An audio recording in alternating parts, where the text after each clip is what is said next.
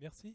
Bonjour, bonjour à toutes et à tous d'être venus à ce nouveau cycle de conférences de la maintenance qui a démarré il y a un an tout juste à Rouen et qui aujourd'hui connaît un franc succès de par les thèmes mais surtout aussi de par les intervenants qui participent à ces conférences depuis maintenant 4 éditions du CPM. Euh, Aujourd'hui, nous allons parler. Alors, peut-être une petite chose, une petite précision. Cette conférence est filmée. Alors, elle est filmée de dos. Et donc, elle passera sur le site du CPM. Si jamais vous souhaitez ne pas être filmé, vous pouvez évidemment vous manifester à la fin de la conférence. Il n'y a aucun problème. Voilà, on verra les détails avec l'organisation. Voilà. Tout de suite, nous allons passer à un sujet évidemment qui est fraîchement d'actualité, la transformation digitale et la maintenance connectée, avec l'intervention de deux personnes issues du spécialiste, donc Rockwell Automation, pardon. Olivier Vallée, donc responsable du programme Industrie du futur, qui va nous parler dans un premier temps des enjeux de l'industrie du futur aujourd'hui. Comprendre déjà quels sont les enjeux qui vont pousser à la digitalisation de l'atelier et pourquoi il est évidemment indispensable aujourd'hui d'y passer. Plus dans le dur, donc Olivier Pierlot sur la partie solutions techniques. On va rentrer beaucoup plus dans la maintenance à proprement parler et comment mener une démarche de digitalisation de la maintenance et de la maintenance connectée. Voilà, mettre en place tous ces outils. Je vous laisse la parole. Merci beaucoup. Donc, moi, je suis Olivier Vallée de la société Rockwell Automation. Je suis chez Rockwell Automation depuis près de 25 ans maintenant. Je suis responsable du programme pour l'industrie du futur qui s'appelle chez Rockwell Automation The Connected Enterprise, entreprise connectée. Donc, c'est tous les sujets qui sont liés à la transformation digitale. Et mon rôle aujourd'hui, c'est d'accompagner les clients dans cette transformation digitale, comprendre les enjeux et trouver les bonnes solutions. L'agenda qu'on vous propose aujourd'hui,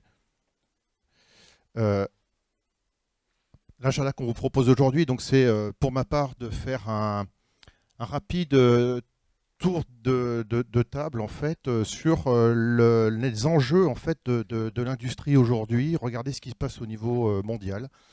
Pourquoi on parle de l'industrie 4.0, pourquoi on parle de l'industrie du futur, de la digitalisation, etc.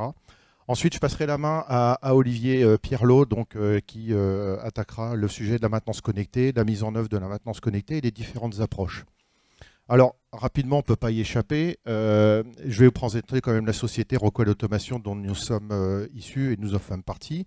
Rockwell Automation est un des fournisseurs mondiaux, leader dans le domaine des solutions industrielles, donc d'automatisme et de contrôle commande, de puissance, hein, puisqu'on a une offre dans le contrôle de puissance qui va d'une offre de 0,37 à 4,5 MW. Donc, on est un des grands fournisseurs dans le domaine de la puissance et puis évidemment du contrôle et de l'information, donc dans tous les logiciels de contrôle et d'information. Sachez qu'on a à peu près 385 000 références à notre catalogue, on va du capteur jusqu'au MES, donc on a toute l'offre dans le domaine de l'automatisme. Donc cette société a été fondée en 1903, donc on est plus que centenaire.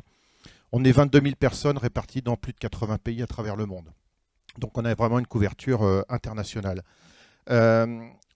On ne sait pas tout faire non plus dans notre offre, hein, on n'a pas toute l'offre, c'est pour ça qu'on a des partenaires vraiment stratégiques et aujourd'hui on travaille avec Cisco, hein, donc les technologies Cisco pour toute la partie réseau, les technologies Microsoft et donc l'offre Azure pour toute la partie cloud computing et data mining. Et puis on a mis $1 milliard dernièrement dans une entreprise qui s'appelle PTC. PTC qui est le leader dans le domaine du software, dans la plateforme digitale, hein, la plateforme IoT et également la réalité augmentée, puisque le moteur de réalité augmentée qui s'appelle Vuforia est celui qui est le plus utilisé à travers le monde, notamment par exemple dans les jeux vidéo. Et vous verrez que la réalité augmentée est un sujet important également dans le domaine de la maintenance et dans l'aide à la maintenance. Voilà. Alors, on va parler un petit peu des enjeux mondiaux. Qu'est-ce qui se passe aujourd'hui dans notre monde et qu'est-ce qui nous pousse aujourd'hui à parler de l'industrie du futur. Alors déjà, quand on regarde la courbe en haut à droite, quand on parlait en fait de l'industrie 3.0, c'est-à-dire dans les années 70, quand on est arrivé avec l'arrivée de l'automatisme, les ordinateurs, la robotique, l'automatisation, etc., etc., qu'on parlait du jour de dépassement mondial, c'est-à-dire la capacité de la Terre à fournir les ressources pendant un an. En fait, on consommait sur un an ce que la Terre est capable de nous fournir. 30 ans après, on est à 1,7 planètes consommées pour un an. C'est-à-dire que le jour de dépassement mondial, aujourd'hui, arrive au mois d'août. Donc ça, c'est une vraie problématique, sachant que, dans le même temps, d'ici 2030, on a 1 milliard de nouveaux consommateurs qui arriveront à la classe moyenne, ce qui va générer à peu près 8 000 milliards de dollars de produits manufacturés supplémentaires. Donc s'il n'y a pas une remise en cause de la façon dont on produit aujourd'hui, la façon dont on consomme, eh bien, tout le monde est bien conscient qu'aujourd'hui, on court à la catastrophe. Et donc, cette prise de conscience, elle est faite également au niveau individuel. C'est-à-dire que le monde n'a jamais été aussi connecté. Les consommateurs sont en train de réellement changer leur façon de consommer. Ils veulent des produits qui leur ressemblent. Ils veulent des produits plus personnalisés. Ils veulent des produits dans lesquels ils sont impliqués également dans le domaine de la conception. C'est pour ça qu'aujourd'hui, on a de plus en plus de systèmes de blogs. On demande aux consommateurs leur avis. Tiens, je voudrais que le produit qui me ressemble, il fasse comme ci, il fasse comme ça. On voit beaucoup ça dans le domaine de la cosmétique. On a aussi également une prise de conscience au niveau des cycles d'approvisionnement. Dans l'agroalimentaire, on va commencer à travailler sur des cycles courts.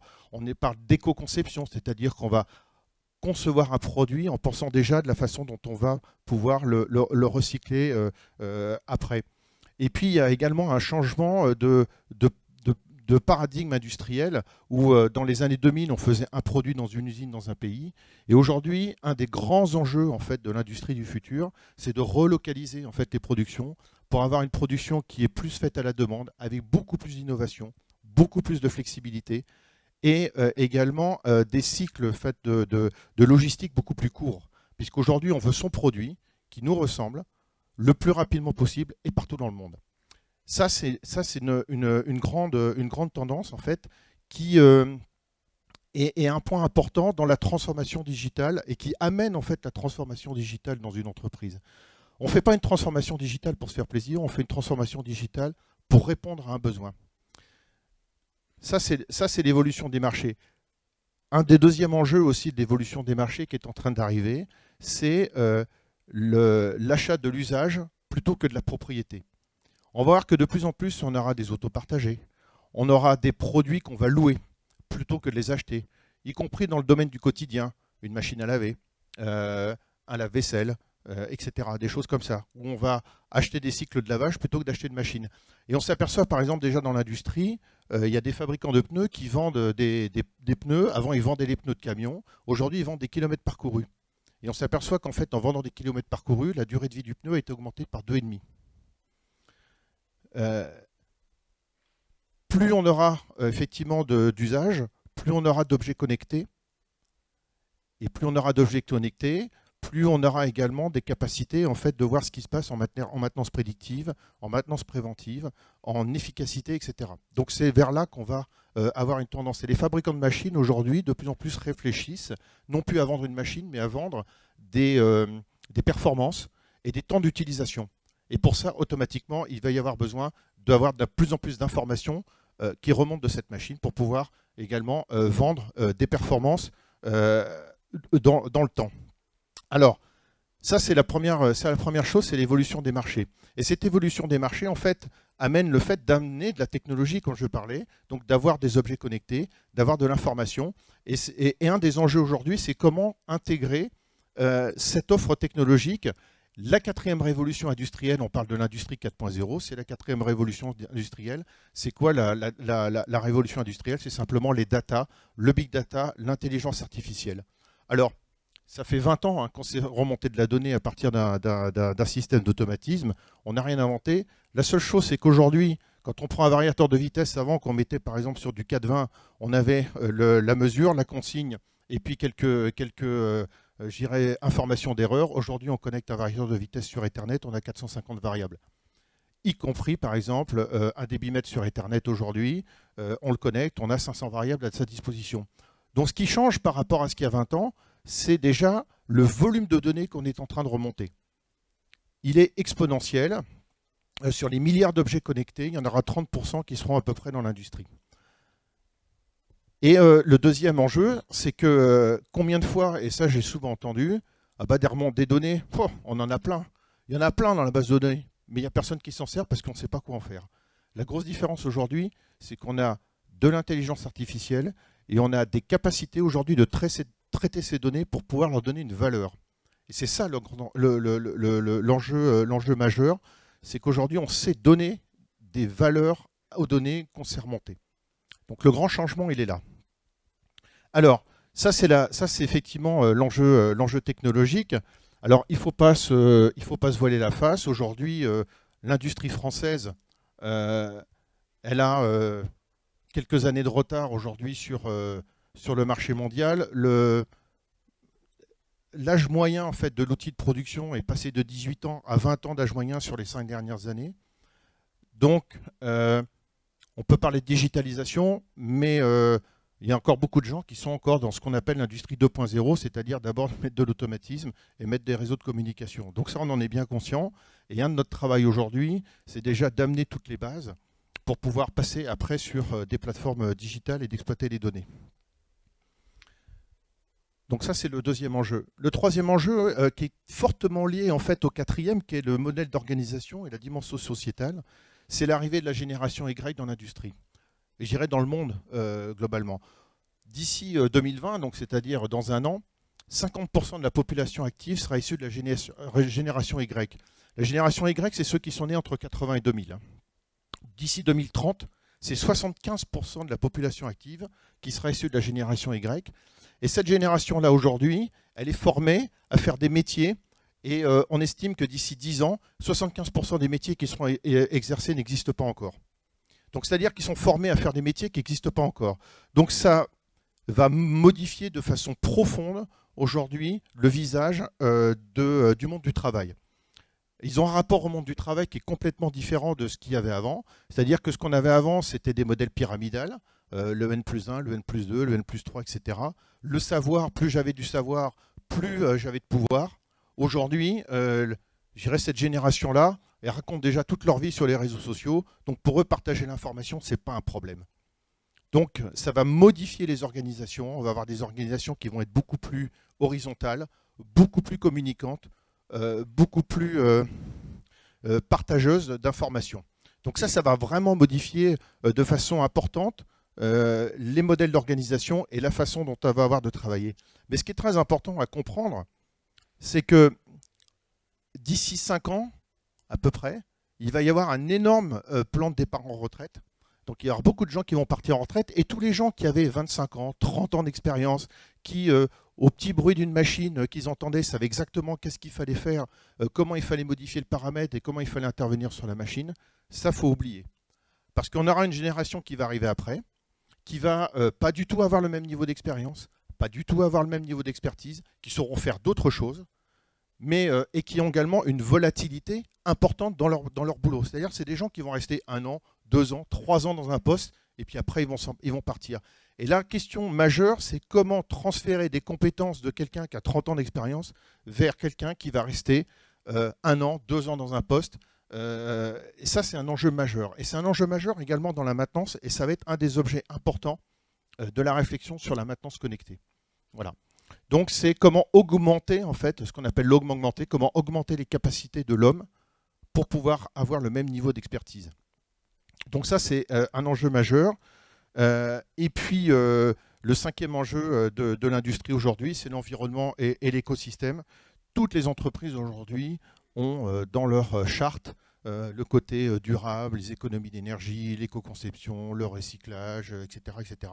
Donc ça, j'en ai déjà parlé. Mais la dimension sociétale, le modèle d'organisation va profondément bouleverser aujourd'hui nos façons de travailler. Et c'est un des enjeux majeurs également pour la technologie et pour intégrer de la nouvelle technologie. Alors, la transformation digitale, comme je le disais, c'est pas une transformation pour avoir envie de se faire plaisir. Ce n'est pas amener de la technologie pour de la technologie. C'est simplement déjà, premièrement, répondre à des enjeux marché, à des enjeux commerciaux, à des challenges industriels. Il est évident que si vous êtes un industriel, que vous n'avez pas de compétition, que vous êtes sur un marché sur lequel vous êtes leader, vous n'avez pas de questions à vous poser.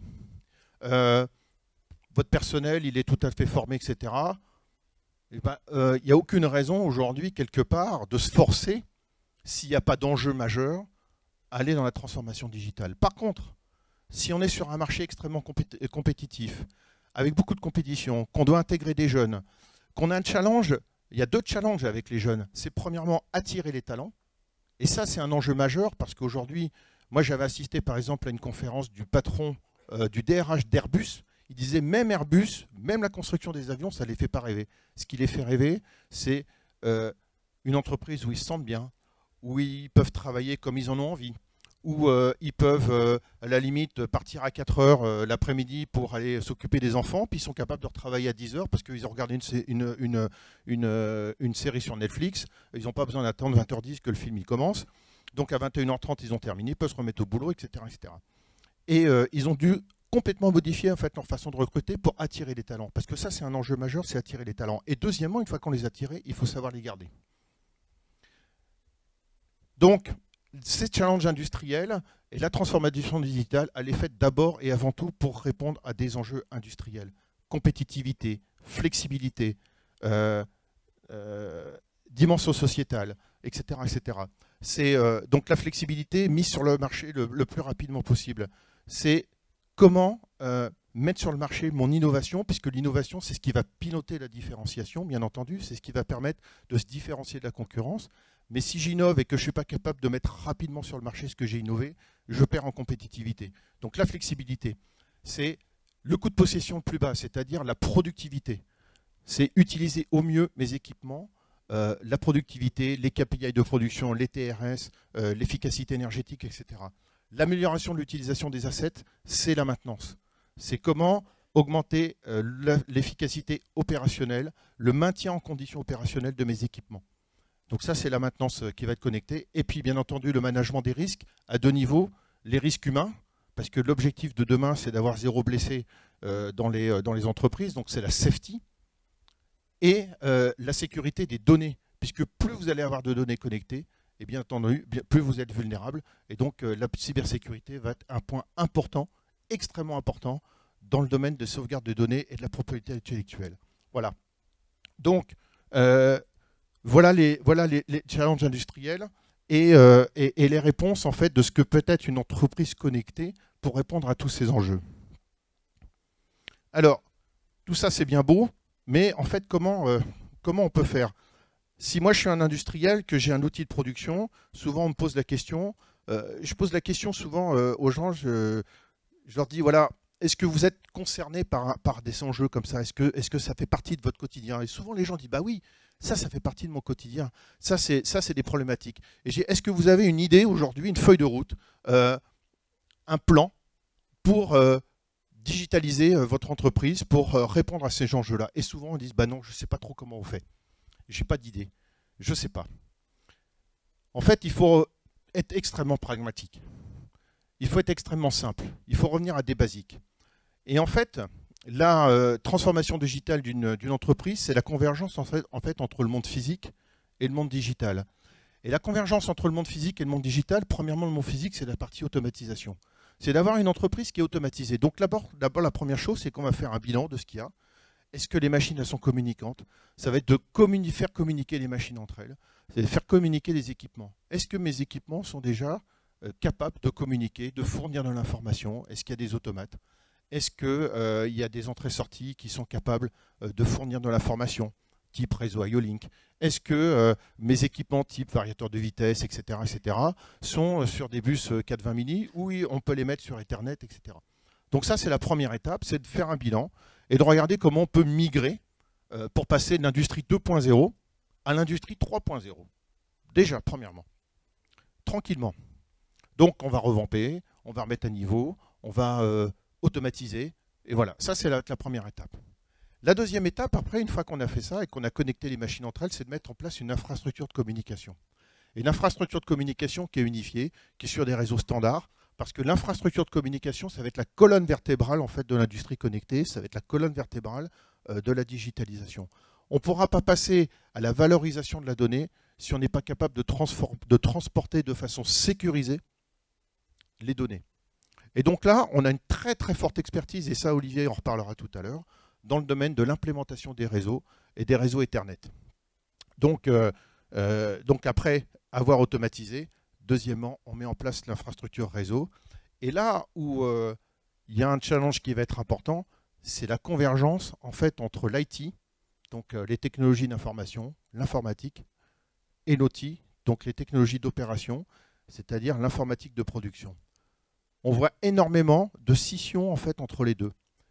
Mais si vous avez envie d'avoir une entreprise qui est flexible, qui est connectée à ses clients, qui est connectée avec la chaîne logistique, qui permet en fait de remonter de la donnée, qui permet d'analyser de la donnée dans un cloud, etc., il y aura de toute façon obligatoirement une convergence entre l'IT et l'OT. Et c'est là où je reviens un petit peu sur les modèles d'organisation. Il est évident qu'aujourd'hui, les modèles d'organisation devront évoluer pour avoir des organisations qui sont plus communicantes. Donc, là, la convergence IT-OT fait partie des choses qu'on est capable de proposer à nos clients. Et une fois qu'on a transporté les données, qu'on les a mis effectivement soit dans des data lakes, soit dans des bases de données, soit dans un cloud, si on ose les mettre dans un cloud, eh bien on va pouvoir valoriser ces données. Et là, on va mettre en place des plateformes IoT. Donc là, on va commencer la transformation digitale. La plateforme IoT, on va sourcer les données, on va aller chercher des données un petit peu partout, et on va commencer à leur donner un sens. Et c'est là où il y a des nouveaux métiers qui vont arriver, les data scientists, les data analystes. C'est des tout nouveaux métiers qui viennent d'arriver. C'est des gens qui sont capables en fait, de corréler des données entre elles avec des algorithmes mathématiques. Et c'est des outils qu'on va pouvoir leur donner de manière à pouvoir leur donner un sens. Une fois qu'on a donné un sens à ces données, on va orchestrer les réponses, c'est-à-dire qu'on va pouvoir fournir la bonne information au bon endroit, au bon moment, à la bonne personne. Et sur tout type de support. Écran, tablette, smartphone, lunettes à réalité augmentée, etc., etc. Donc on va orchestrer les réponses, on va s'appuyer bien entendu sur l'infrastructure de communication, qui peuvent être du fil, qui peuvent être du Wi-Fi, enfin des choses comme ça. Et puis la dernière étape, ça va être d'engager les personnes, bien entendu, puisqu'une fois qu'on a l'information, l'idée en fait, l'industrie du futur, ce n'est pas une industrie où il n'y a personne. C'est une industrie où les gens seront plus responsables.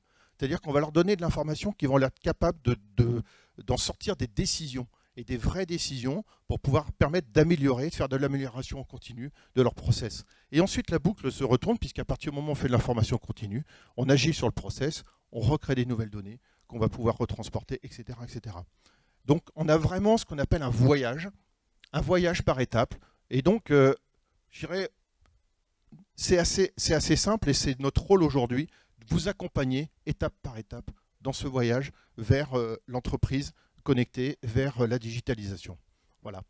Donc maintenant, je vais pouvoir donner la parole à Olivier Pierlot qui va se concentrer plutôt sur la partie maintenance connectée à partir du moment où on a mis tout ça. Merci Olivier, bonjour à toutes et à tous. Je ne sais pas si vous m'entendez bien là, oui ça va. Je vais prendre également la petite zapette. Donc là, on va effectivement faire un petit zoom sur la partie maintenance. C'est évidemment un point extrêmement important pour obtenir de la productivité et faire en sorte d'être souple, c'est d'avoir la capacité de maintenir et de rendre opérationnel l'ensemble des assets, l'ensemble des équipements qui sont installés dans l'usine. Donc l'objectif, effectivement, ça va être de maximiser l'utilisation des automatismes ou même des logiciels, des informations pour limiter, donc l'objectif c'est étant limiter le temps d'arrêt, produire au maximum de bonne qualité, optimiser donc la performance de chacun des assets à travers les datas qui ont été collectées, comme l'a dit Olivier, les avoir triés avant, les exploiter et identifier que les datas finalement indiquent soit de manière préventive ou prédictive que ça va continuer à fonctionner correctement ou il va y avoir des problèmes d'ici 1 heure, 2 jours, 3 semaines. La digitalisation va également permettre de réduire l'écart des compétences. On a parlé des gourous qui aujourd'hui maîtrisent une technologie mais qui dans 5 ans vont partir à la retraite. quelque part, il va falloir en fait réfléchir à comment apporter à l'entreprise, sans être forcément obligé de recruter des gens de très haut niveau, des gourous d'une technologie qui peut même être une technologie un petit peu, parfois un peu ancienne, mais connectée. Comment on va faire pour faire en sorte de maintenir, soit à distance avec des experts qui vont prendre le relais, soit en simplifiant la vie du mainteneur, c'est-à-dire en lui contextualisant les opérations de maintenance qu'il a à réaliser.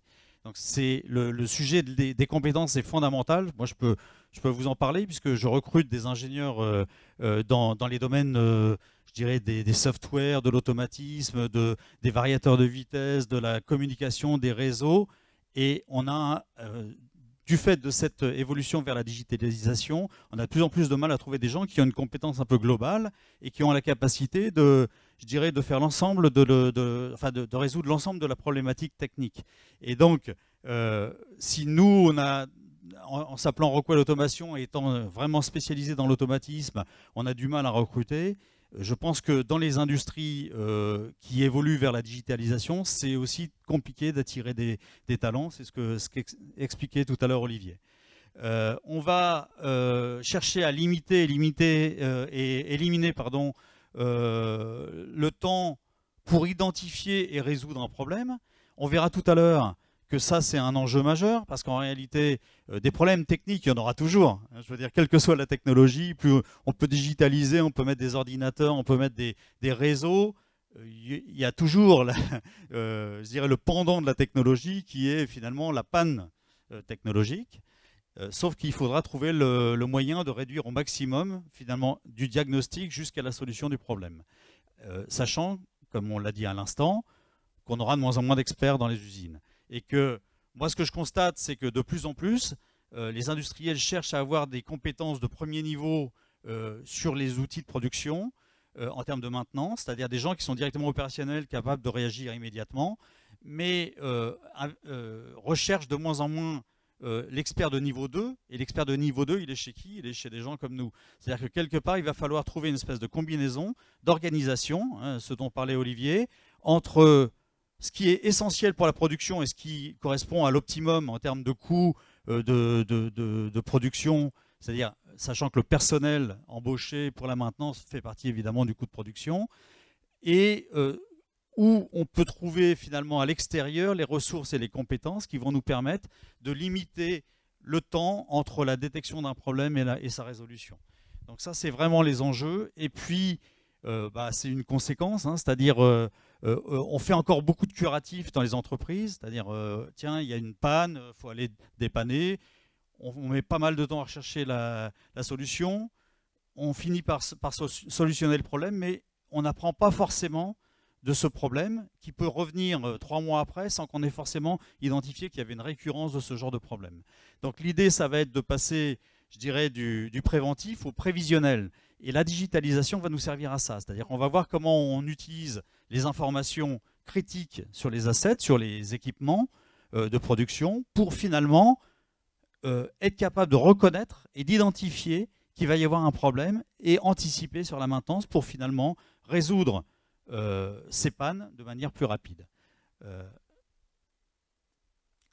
Alors, il y a un point qui est important, c'est finalement dans la maintenance, c'est quel impact finalement les différents axes stratégiques d'une entreprise en termes d'organisation et en termes de maintenance en particulier. Qu'est-ce qui est important en termes de gain de productivité? C'est-à-dire que toutes les entreprises cherchent aujourd'hui à être compétitives sur le marché mondial, donc en fait à réduire en général de manière un peu globale les coûts de maintenance. On peut voir que le fait d'utiliser des retours d'expérience, de partager les retours d'expérience, de réduire finalement le temps d'intervention et d'améliorer la qualité, ce qu'on appelle les lean maintenance opérations, peuvent permettre sur le coût total de possession finalement de gagner jusqu'à 20% de productivité. C'est énorme, 20%. On verra un peu comment ça se décline dans la digitalisation. Après, bien sûr, il y a des choses plus classiques comme la gestion des pièces de rechange et puis faire du préventif, faire du systématique, des choses qui sont relativement classiques. Mais on voit bien qu'on ne gagne pas tant que ça, on gagne de 3 à 5% si on fait simplement de la méthodologie de maintenance. On peut gagner plus si on prend en compte justement la notion d'auto-apprentissage et d'apprentissage de la panne, d'apprentissage comment dire, de ce qui met en jeu la fiabilité des équipements pour aller vers des modélisations de ces pannes possibles et aller ensuite vers la solution, j'allais dire, assistée par l'intelligence artificielle dans le but de résoudre les problèmes le plus rapidement possible. Et là, on peut gagner jusqu'à 20%. La maintenance, d'une manière générale, hein, si on prend en compte la notion d'asset, asset, c'est un équipement de production. Si on prend ça, bon, il y a des choses qui sont évidemment importantes. L'objectif, c'est, si on veut optimiser les coûts de maintenance, ça va être de réduire les dépenses de maintenance, de réduire les coûts d'inventaire, de réduire les pièces en magasin. Ça, c'est des choses relativement classiques. C'est plus compliqué à mettre en œuvre, c'est de réduire finalement les temps d'arrêt non programmés. Et on va se concentrer dans la présentation sur cet aspect-là, et puis augmenter si possible, donc ça c'est aussi les enjeux de l'automatisation et de la digitalisation, c'est d'augmenter finalement la performance des assets. Un des sujets de la digitalisation, c'est-à-dire on va finalement interconnecter les systèmes, mettre des ordinateurs partout, mettre des réseaux, accéder à des clouds. Un des enjeux majeurs, c'est le risque des cyberattaques. Vous êtes tous conscients qu'un certain nombre d'industriels ont été confrontés ces derniers temps à des grosses attaques de virus qui ont impacté d'un point de vue résultat de manière très significative leurs revenus, puisque je pense à une entreprise dans l'agroalimentaire qui est un peu répartie sur toute la France, je ne citerai pas son nom, mais qui a perdu des millions et des millions d'euros de production par arrêt de production lié à ces cyberattaques.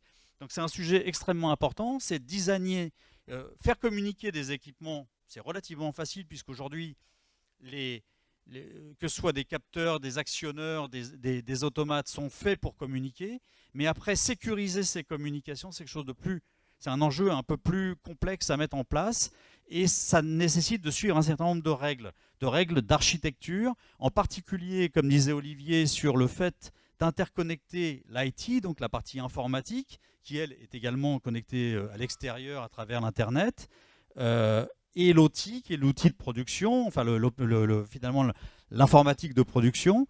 Le fait d'interconnecter ces deux systèmes nécessite de mettre en place des architectures et des structures informatiques extrêmement spécifiques qui ont été définies pour rendre secure, j'allais dire, ces outils de production. Ça ne veut pas dire qu'il faut pas interconnecter les deux, parce que si on n'interconnecte pas les outils de production avec la partie informatique, on n'obtiendra pas les gains de productivité qui sont souhaités, et finalement c'est contre-productif. C'est-à-dire on peut avoir le plus beau réseau informatique industriel et la plus belle organisation d'IT, si ça ne connecte pas, on ne gagnera rien du tout. Un des enjeux, et la maintenance est confrontée à ça, c'est qu'aujourd'hui, comme le disait Olivier, on va personnaliser les produits, on va finalement faire des plus petites séries. Avant, on produisait sur 3 mois le même produit. Aujourd'hui, on va spécialiser les produits en fonction de demandes, de lots qui sont de plus en plus petits. Ça veut dire changer les formats, changer les cadences, changer le produit en lui-même. Et en faisant ça, ça nécessite une très grande flexibilité. Mais qui dit flexibilité plus grande et plus de variabilité dans la production, dit plus de risques finalement de pannes qui ne sont pas identifiées et associées à la typologie de production. Donc ça, c'est un point sur lequel on va revenir aussi, et c'est tout l'enjeu de la partie intelligence artificielle dont on va parler ensuite, c'est d'être capable d'apporter le même service de maintenance, ou en tout cas l'identification des problématiques de maintenance et le diagnostic le plus rapidement possible, quelle que soit la typologie de production. Donc, et en fonction de cette fameuse flexibilité. Un des enjeux aussi, c'est la qualité, c'est-à-dire être capable de produire de bonne qualité, quelles que soient effectivement les étapes de production. Et puis, on a parlé des pertes de compétences. Comment on fait en sorte qu'à distance, des experts qu'on n'a pas forcément chez nous puissent s'interconnecter? Donc on revient aussi sur le sujet des cyberattaques, c'est-à-dire que quand on commence à penser support à distance d'experts, il faut avoir pensé avant à l'organisation du réseau et de l'infrastructure informatique pour être sûr de sécuriser l'installation.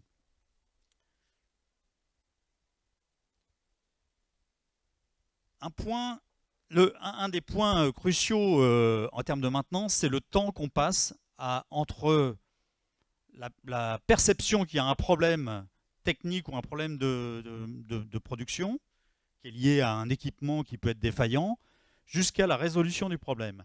On se rend compte que identifier qu'il y a probablement un problème, avec des gens qui sont justement postés ou des gens qui sont en maintenance de premier niveau, c'est relativement rapide. On dit ah ouais, là non, ça ne fonctionne pas normalement.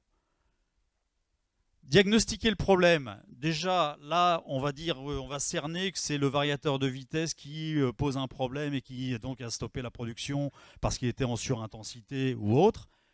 Ok. Et trouver les ressources et les moyens de résoudre le problème. Bah là, quand on parle d'expertise, si on parle par exemple de procédés un peu complexes, dans lesquels on a des moteurs logiciels de type batch ou autre, là, il faut trouver la bonne personne qui est capable d'identifier, de corriger le bug, de faire en sorte d'interagir le plus rapidement possible.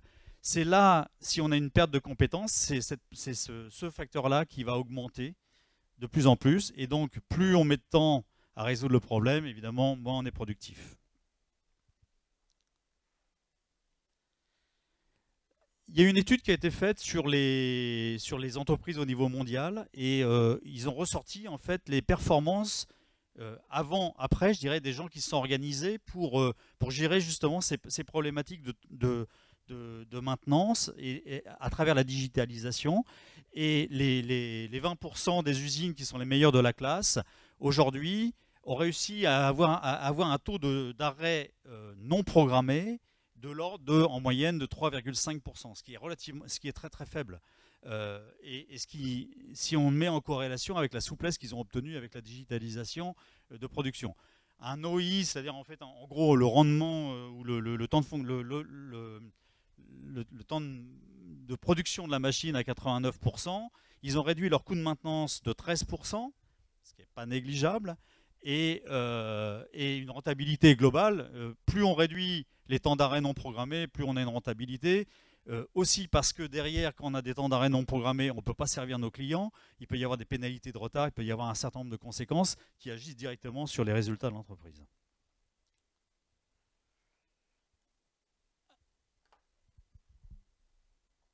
Alors, là, c'est un peu une redite par rapport à ce qu'on s'est dit, donc je ne vais peut-être pas insister là-dessus. Par contre, ça, c'est un point important. Olivier parlait des données. Aujourd'hui, il y a énormément de données disponibles. Ce qu'il va falloir, c'est réfléchir et identifier les données critiques. Quelles sont les données critiques pour mon équipement qui vont, en gros, caractériser une situation normale ou une situation de panne. Donc ça, c'est un travail de recherche qui implique l'ensemble des gens dans une entreprise, parce que les données critiques pour une production et pour assurer une bonne qualité de production, etc., c'est quand même l'exploitant, c'est le producteur qui sait mieux que l'homme de maintenance de quoi il a besoin en termes d'informations pour pouvoir garantir que son produit sera de bonne qualité. Donc ça veut dire que quelque part, il y a des paramètres qui vont être des paramètres techniques, il y a des paramètres qui vont être des paramètres de production, et donc ces éléments-là, on va les combiner sur un asset. On va dire voilà les 5 informations importantes pour pouvoir caractériser si mon équipement fonctionne correctement ou pas. Si vous avez 5, alors on parle de capteurs, mais ça peut être aussi une information qui est fournie par un équipement annexe ou par une information d'un labo, par exemple. Le labo de l'usine peut transmettre des informations. Ce n'est pas un capteur, mais c'est une information captée, j'allais dire, et exploitable. Ces informations-là combinées ensemble, vous pouvez, par exemple, prévoir, avec les modèles que je vais développer tout à l'heure, avec les outils qu'on utilise maintenant et l'intelligence artificielle, vous allez pouvoir justement caractériser au mieux et identifier que, par exemple, en utilisant les 5 capteurs, vous allez avoir une information qui va vous dire dans ce modèle, la situation dans laquelle vous êtes aujourd'hui, dans 2 semaines, vous êtes en panne. Avec ce type de production, bien sûr, associé et spécialisé par rapport à la typologie de production. Après, c'est ce que je pense très important aussi, c'est pas parce que la digitalisation arrive que on oublie tout ce qu'on a fait avant. Le retour d'expérience, l'ensemble des données qu'on a collectées depuis des années dans une production, je dirais, traditionnelle, ou une maintenance traditionnelle, l'ensemble des éléments qui ont été remontés et récupérés, l'historique de maintenance, on va pouvoir s'en servir pour justement caractériser les situations dans lesquelles on se trouve en termes de maintenance. Comment on va associer la digitalisation et la maintenance? On va utiliser ce qu'on appelle des outils logiciels qui sont des agents. C'est-à-dire que là, on utilise réellement de l'intelligence artificielle. L'intelligence artificielle, ce sont des outils logiciels. Ce ne sont pas des cerveaux dans des boîtes comme on peut voir dans la science-fiction. Ce sont des outils logiciels qui ont la capacité d'auto-apprendre. C'est-à-dire finalement, on les enrichit au départ d'un certain nombre d'éléments, d'informations, les informations dont on a parlé avant. Et cet agent-là, finalement, va être capable d'analyser la situation. Donc il est installé dans une machine, ça peut être dans un automate, ça peut être dans un ordinateur, c'est connecté sur le réseau, ça a accès à l'ensemble des informations de production en particulier, mais ça peut être le labo, ça peut être un certain nombre d'autres services, l'environnement, les matières premières, etc. Et ça va permettre d'analyser, de prévoir, d'informer les gens, on va revenir un peu sur le mécanisme tout à l'heure, de surveiller, de contextualiser, c'est-à-dire que ça c'est un point extrêmement important. On parlait de la souplesse de production. Si on a différents types de qualités ou différents types de produits à produire, finalement on n'analyse pas les données de la même façon quand on produit le produit A et le produit B, parce que ça va impacter le niveau de qualité, ça va impacter la façon de fabriquer, ça va impacter un certain nombre de contextes de production. Et donc là, il est très important d'être capable de discriminer les différents contextes de production pour pouvoir identifier une potentielle panne. C'est ça l'objectif. L'objectif, c'est de surveiller avec ces agents-là, cette intelligence artificielle, c'est de surveiller le fonctionnement de la production. Quand tout va bien, il n'y a pas de raison d'alerter. Mais quand on commence à voir que dans le contexte, on a analysé que potentiellement il va y avoir des pannes, on informe les opérateurs de production et de maintenance qu'il va falloir agir dans un temps défini.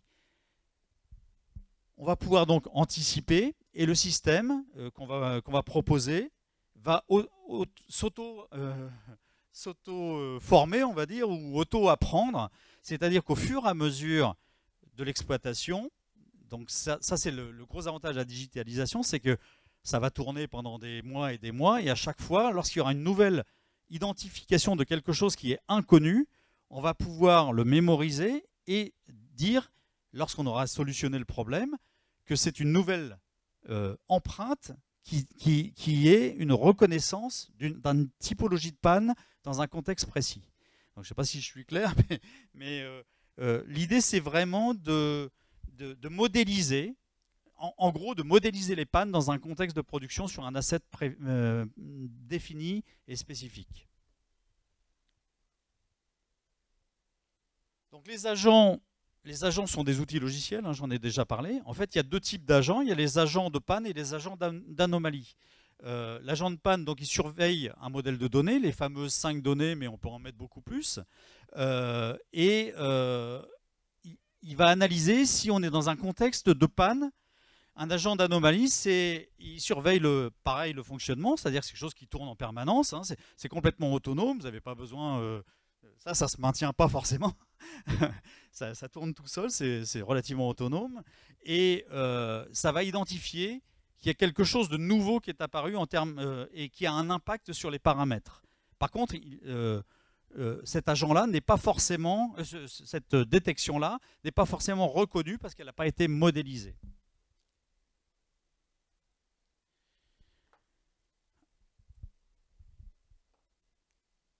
Alors, le point, on en a déjà parlé, il faut dimensionner l'infrastructure. Admettons, vous décidez d'aller vers la digitalisation parce que vous pensez que ça va avoir un impact important sur votre productivité. Donc, vous allez d'abord définir. Alors, le point très important, c'est que c'est un projet d'entreprise.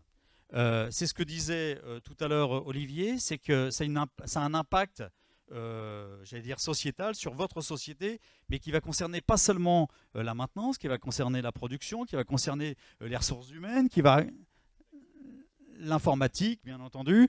Et donc du coup, il faut d'abord que l'impulsion vienne d'en haut, c'est-à-dire qu'il faut forcément que le patron de l'entreprise soit directement motivé pour mettre ça en place. Après, il va falloir être sélectif. C'est-à-dire qu'on ne va pas vouloir tout transformer en digitalisation d'un coup, parce que c'est clair que le patron, lui, il n'aura pas forcément les capex pour pouvoir investir et transformer radicalement d'un seul coup son entreprise. Donc vous allez sélectionner, vous allez devoir être sélectif sur les assets ou les équipements qui auront besoin d'être le plus souple possible. Sur ceux qui vont nécessité d'avoir une surveillance extrêmement précise du niveau de qualité qui est fourni en termes de production, sur les équipements qui sont complexes et qui vont nécessiter justement une analyse assez fine des pannes, et il va falloir pouvoir dépanner rapidement même des équipements très complexes avec beaucoup d'équipements dans le même asset. Donc voilà, c'est vraiment d'abord un projet d'entreprise qui concerne bien sûr la maintenance, mais pas seulement. Il va falloir dimensionner l'infrastructure également pour échanger les données. On sait que de plus en plus de produits sont communicants, mais est-ce que c'est nécessaire sur un équipement qui est pas critique pour l'entreprise de faire communiquer ces éléments-là?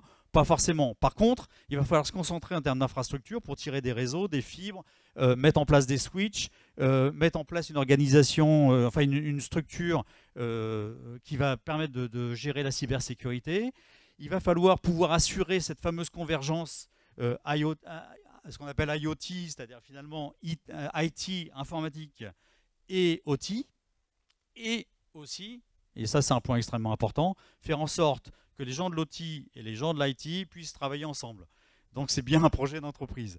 Là où ça ne fonctionne pas, c'est quand il y a, j'allais dire entre guillemets, la guerre des services, c'est-à-dire l'informatique de gestion et l'informatique de production qui ne sont pas connectés, y compris humainement, j'entends.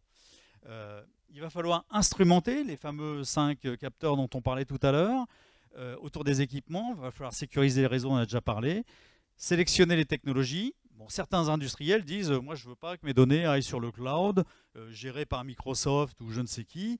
Ça peut se comprendre quand c'est des données sensibles et qu'on est dans un monde concurrentiel ou qu'on est dans la propriété intellectuelle extrêmement importante pour la survie de l'entreprise. Ça peut être des solutions locales, hein, des data centers avec un certain nombre de solutions d'informatique locales. Et puis, il va falloir sélectionner les partenaires. C'est-à-dire que quelque part, vous n'allez pas embaucher 10 gourous de la digitalisation dans votre entreprise pour mener ce combat. Vous allez plutôt avoir évidemment des gens concernés par l'IT et l'OT qui sont déjà en place, et puis également vous associer avec des entreprises, bon, Rockwell en est une, mais ce n'est pas la seule, capables de vous accompagner et surtout de vous aider dans la démarche. Parce que nous, on a le retour d'expérience et on va être capable de vous dire, attention, il y a les erreurs dans lesquelles il ne faut pas tomber, c'est de vouloir mettre la charrue avant les bœufs, de vouloir tout gérer en même temps, de ne pas prendre en compte la dimension des réseaux, alors que vous allez finalement digitaliser votre entreprise et vous allez arriver sur des goulots d'étranglement. Enfin, voilà. Donc nous, on peut être, je dirais, conseil, faire du consulting pour vous aider. Juste rapidement pour montrer comment ça fonctionne. Vous avez ici un mode de fonctionnement normal. Donc l'agent dont on parlait, finalement, va tourner en permanence, va analyser le fonctionnement. Si c'est normal, pas de réaction. S'il y a une signature de panne connue, il va identifier, va créer une alerte et surtout, il va vous contextualiser la prescription de maintenance. Donc c'est là qu'on va gagner du temps. c'est connu et c'est identifié pour résoudre rapidement. Donc une anomalie, il y a une nouvelle anomalie, il va y avoir un auto-apprentissage de cette anomalie. Une fois qu'on aura identifié comment résoudre le problème, ça deviendra une nouvelle signature électronique qui sera ensuite reconnue automatiquement. Même chose pour les pannes. Donc je dois conclure parce que je suis un peu bavard en fait. Oui, surtout c'est qu'on a une présentation qui suit. Ok, donc la transformation digitale, c'est donc appliqué, quand c'est appliqué à la maintenance, c'est avant tout un projet d'entreprise, on en a déjà parlé. Ce qui est important, c'est de définir comment on souhaite piloter, comment on souhaite mettre en place ce projet. Ce n'est pas un projet plug and play. Très important de suivre une méthode et d'avoir des gens pour vous conseiller. Et puis, le rythme dépend évidemment de vos besoins et de la criticité de votre production et des équipements à environner, je dirais, dans ce contexte-là. Dernier point, on recrute des ingénieurs en Network et Security Services pour vous dire que c'est d'actualité. On parlait tout à l'heure de recrutement de talents et de compétences, sachez-le. Vous avez mes coordonnées, vous pouvez revenir auprès d'Olivier si jamais, ou moi-même, si jamais vous avez besoin de plus d'informations. Mais on est en recrutement de gens dans ce domaine parce que c'est le présent et l'avenir, comme vous l'avez compris. Je vous remercie.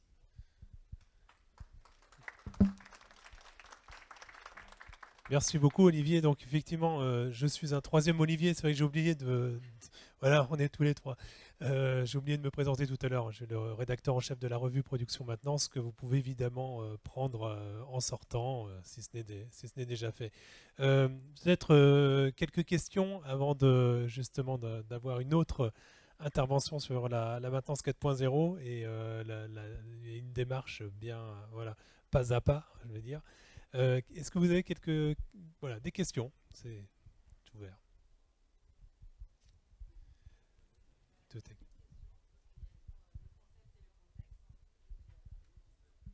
Merci. Alors, je m'appelle Audrey. J'ai une petite question. En fait, ça serait comment faire accepter une stratégie de transformation digitale à l'interne vis-à-vis des salariés? En fait, la transformation, c'est synonyme de changement et donc de peur. Donc inconsciemment, c'est réduction de postes, c'est formation nécessaire, c'est des nouveaux logiciels. Donc comment rassurer les employés et implémenter au mieux une stratégie digitale à l'interne? C'est une très bonne question parce que quand on parle d'intelligence artificielle, de digitalisation, de robotisation, là on a effectivement tout de suite un barrage. Il suffit d'en discuter simplement dans ses familles. Les gens pensent évidemment que c'est immédiatement la suppression d'emplois. En réalité, il y a une étude qui a été faite dans le cadre de l'industrie 4.0. C'est une étude qui a été faite en Allemagne où ils ont montré que plus ils mettaient de robots dans les usines, plus ils embauchaient de personnes. Pourquoi? Parce qu'en fait, les gens qu'ils embauchent, alors c'est peut-être pas les mêmes catégories de personnes qu'ils embauchent, mais plus les gens qu'ils embauchent sont des gens qui vont justement aider à exploiter les informations, à faire en sorte que l'usine soit plus productive. Et donc, ça génère des nouveaux emplois en réalité, y compris les emplois de digitalisation purs et durs. Je te laisse, Olivier. Oui, pour répondre à votre question, c'est le principal frein aujourd'hui à la transformation digitale, surtout en France. Surtout en France. Dans d'autres pays, ça ne se passe pas toujours comme ça. Surtout en France, on a le problème social qui est évident. C'est pour ça que c'est un vrai projet d'entreprise. D'abord, c'est minimum 75% du board qui doit être impliqué dans la transformation digitale. Et ensuite, une transformation digitale, c'est réunir la technologie, les personnes et les organisations ensemble. Et ça, c'est super important. C'est-à-dire c'est un trépied. Ça repose sur 3 pieds. La technologie, les personnes, les organisations. Si on en oublie un, ça ne fonctionne pas. Alors après, le volet social, il est bien entendu, c'est ce que moi je rencontre tous les jours, hein, je vous rassure. Dernière fois, j'étais en clientèle, on m'a dit, vous inquiétez pas, si vous mettez un écran, de toute façon, dans 10 minutes, il n'est plus là, il y aura un Fenwick qui sera passé dessus. Oui, d'accord. Bon, d'un autre côté, il y a 10 ans, on n'avait pas de téléphone portable. Aujourd'hui, quand on donnait aux commerciaux des téléphones, on leur disait, voilà, et aujourd'hui, on ne peut plus s'en passer, même si on a l'impression d'être fliqué, qu'on doit répondre à ses emails, etc., parce que c'est un vrai outil de productivité. Donc, il faut engager les gens dedans. Il y a une éducation à faire. Il faut leur donner plus de responsabilités. C'est ça qui est important, c'est leur expliquer qu'en fait, on ne va pas leur supprimer leur boulot, mais on va leur éviter de faire des tâches pénibles pour pouvoir leur donner plus de responsabilités. Et c'est dans ce sens-là qu'il faut aller. Voilà. Sinon, il y a aussi une opportunité de mettre en place un grand débat de la digitalisation. Mais bon.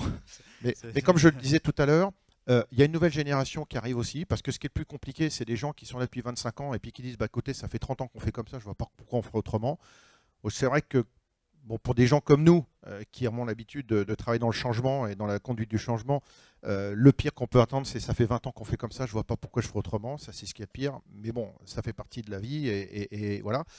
Mais cette nouvelle génération aujourd'hui, elle a l'habitude de travailler avec des outils modernes, elle a l'habitude de travailler avec un portable. Elle ne comprend pas aujourd'hui qu'on ne puisse pas avoir de la réalité augmentée, qu'on ne puisse pas avoir la possibilité d'ouvrir un chat pour pouvoir échanger des idées. Tiens, je suis embêté avec ça. Tiens, pourquoi il n'y a pas un gars qui peut m'aider, etc. Donc, enfin, voilà, ça mettra un peu de temps. Ça mettra un peu de temps, mais bon, c'est de toute façon, comme je vous dis, hein, dans 10 ans, 75% de la population active sera issue de la nouvelle génération. Donc voilà, ça va être...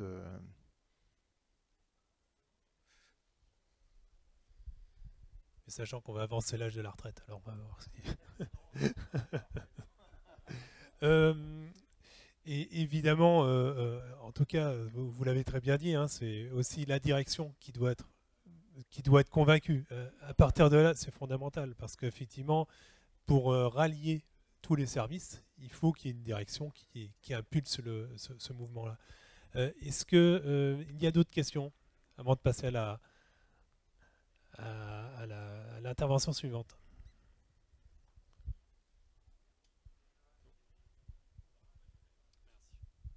Bonjour, merci pour la présentation. Petite question, vous parlez d'IoT, de machines connectées, etc. Comment gérer le traitement des données venant de systèmes d'information hétérogènes, de sources d'informations hétérogènes sur des sites assez importants? Alors la réponse, elle est assez simple en fait. C'est la plateforme IoT en fait qui va permettre de le faire. Elle va permettre de sourcer en fait toutes les données. Donc comme je dis, nous, on a aujourd'hui on a investi $1 milliard dans une société qui s'appelle PTC. Chez PTC, il y a déjà l'offre Kepware. Donc, on a tous les drivers possibles et imaginables du marché pour se connecter à toutes les données de production, mais également les capacités de se connecter à des SAP, à se connecter à de la GMAO, à se connecter à des bases de données relationnelles, à se connecter à des ERP, à se connecter à tout un tas de choses. Et ce qui est très important, c'est qu'on peut mettre en place une plateforme IoT sans la remise en question de l'existant. Ça, c'est fondamental parce qu'en fait, il y a des choix d'entreprise qui ont été faits, que ce soit en GMAO, que ce soit en ERP, que ce soit en MES, que ce soit, etc., dans tous les logiciels, que ce soit même en développement 3D et autres. Et je dirais que cette plateforme IoT qu'on propose aujourd'hui est capable d'aller chercher les données dans toutes les sources. Et ça, c'est extrêmement important, sans remise en cause de l'existant. Voilà. Donc c'est comme ça que ça se fait. Tout simplement, il y a tous les drivers, il y a toutes les capacités de connexion pour aller chercher les données. Et c'est ça, aujourd'hui, la vraie transformation digitale, c'est de savoir corréler des données avec, tiens, j'ai un problème au niveau de la maintenance, je suis capable de regarder si la pièce détachée est en stock au niveau de la GMAO, si les équipes sont disponibles et compétentes, ça c'est dans le SAV, c'est dans le ERP, etc., etc. C'est ça qui est important, c'est de savoir corréler en fait les données de différentes sources. Mais ça, on sait le faire, il n'y a pas de souci. Hein. Voilà. Très bien. Bon, l'heure tourne et malheureusement... Merci de votre attention et bonne journée. Merci beaucoup. Merci à vous. Merci à vous tous aussi d'être venus.